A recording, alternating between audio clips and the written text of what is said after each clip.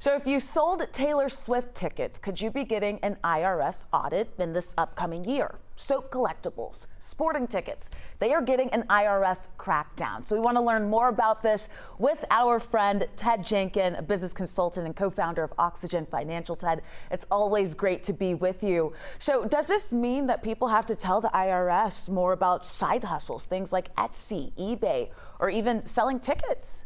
Well, Faith, it's good to see you, and this is absolutely right. It's a big-time consumer alert this tax season, because if you sell on Etsy, eBay, you resell your season tickets. The IRS is now implementing a policy they started a couple of years ago, and it required all third-party providers like Venmo or PayPal to report goods and services sold by a user of more than $5,000. Now, this just means that if you did more than $5,000 of sales on eBay or Etsy or selling those Taylor Swift tickets, which you certainly could, it's a possibility that you may owe taxes to the IRS.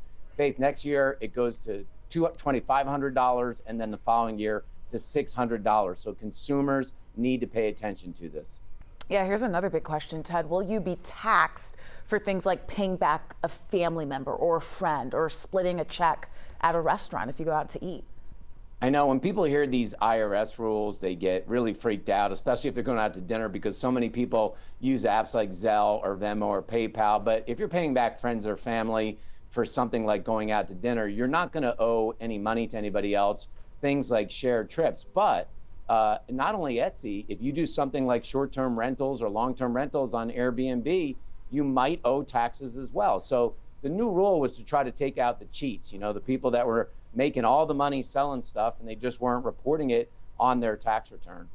And you bring up a good point there with Venmo and Zelle and PayPal. How do apps like Venmo and PayPal know whether these payments are personal or business transactions?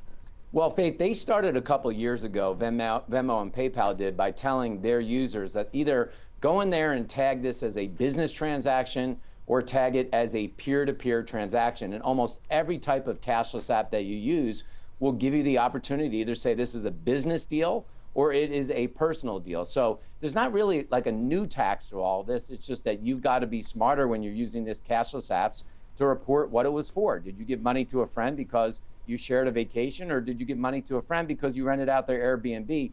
Those are two very different kinds of money, Faith. Yeah, and you definitely want to make sure you're following the rules so you don't get caught if you do get audited. Right. Ted, what is the number one thing consumers should be doing right now? Well, I'm going to tell people the golden rule, which is constantly make a separation between church and state. And if you have a business, my recommendation is to set up an LLC, something that will protect you, get a separate bank account, get a separate credit card, because Faith, if you do get audited, and you're using everything on your personal card, how are you going to tell the IRS that it was a business expense? So separate your business from your personal expenses is the safest way to deal with the IRS, in my view. Some great advice from our friend Ted Jenkin, the co-founder of Oxygen Financial. Ted, always a pleasure. Thank you so much. Yeah, thanks for having me on.